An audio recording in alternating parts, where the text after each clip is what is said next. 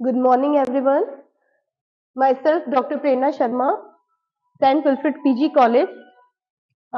Today, I'll deliver a lecture on environmental pollution. Basically आज मैं आप लोगों को बताऊंगी कि जो हमारा paper MSc previous environmental science का जो एनवायरमेंटल पॉल्यूशन वाला पेपर है, पेपर थर्ड, उसके अंदर हमें उस क्वेश्चन को, जो भी क्वेश्चन आता है, उसको अटेंड कैसे करना है। इसके अंदर एयर, वाटर, लैंड, रेडिएशन और थर्मल पॉल्यूशन ये हमें दे रखे हैं। ठीक है, अब इसके अंदर हमें क्या करना है कि सबसे पहले कोई भी पॉल्यूशन अगर आता है तो सबसे पहले उसे डिफाइन करना है। ठीक है, बेसिकली अगर हम बात करें एयर, वाटर और लैंड पॉल्यूशन की, तो इनके केस में हम एक यूनिवर्सल डेफिनेशन लेते हैं जो कि तीनों ही कंडीशन में बहुत अच्छे से काम करेगी। यहाँ देखिए, any undesirable change in physical, chemical, biological condition of air, water and land which adversely affect plants, animals, human beings and environment etc.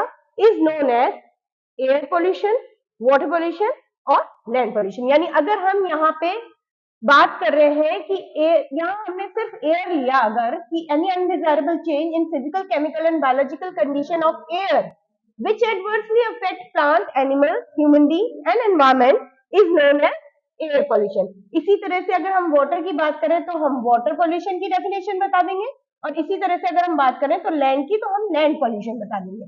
तो इस एक डेफिनेशन में ही तीनों डेफिनेशन आ गई है। ठीक है, आज हमारा फोकस मेनली इन तीनों पे ही रहेगा।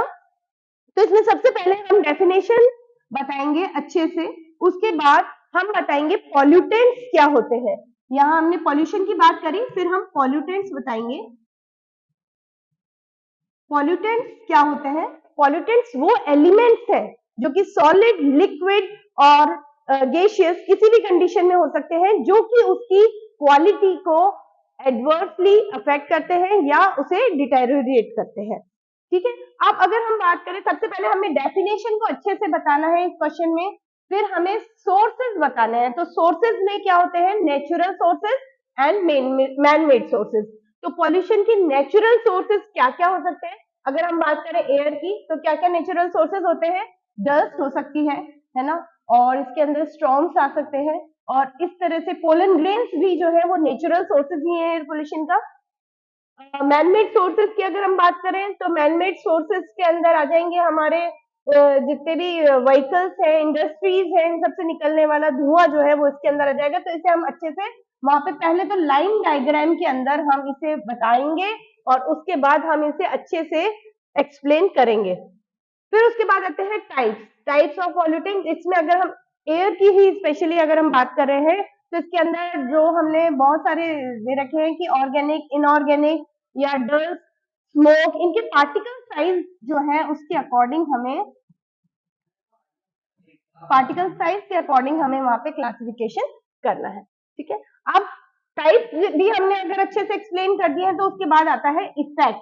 तो अब पॉल्यूशन जो है, अगर हम एयर की बात करें तो एयर पॉल्यूशन का इफेक्ट प्लांट्स पे क्या क्या पड़ रहा है, तो ये बहुत डिटेल में इफेक्ट्स है। एनिमल्स पे क्या क्या पड़ रहा है, ये भी अच्छे से हम बता सकते हैं। ह्यूमन बींग्स पे और एनवायरमेंट पे, इनको हमें अच्छे से एक्सप्लेन करना है। इसी तरह से पहले हम लाइन डायग्राम में बताएंगे और फिर हमें उन्हें एक्सप्लेन करना है। कंट्रोल का जो पार्ट है ये एमएससी प्रीवियस लेवल पे कम आता है, लेकिन इसे हम सिंपल वे में प्लांटेशन और कुछ डिवाइसेस है, जैसे कि एयर सैंपलर्स हैं और इंडस्ट्रीज की अगर हम बात करें तो बैक फिल्टर्स है, उनको हम एग्जांपल दे सकते हैं। तो कंट्रोल को हमें बहुत ज्यादा मेंशन नहीं करना है, इसका लीगल एस्पेक्ट हम जो है हमें वो थोड़ा सा इसमें बता देना है, और इस तरह से हमें पॉल्यूशन का जो क्वेश्चन है उसे कवर करना है। Thank you.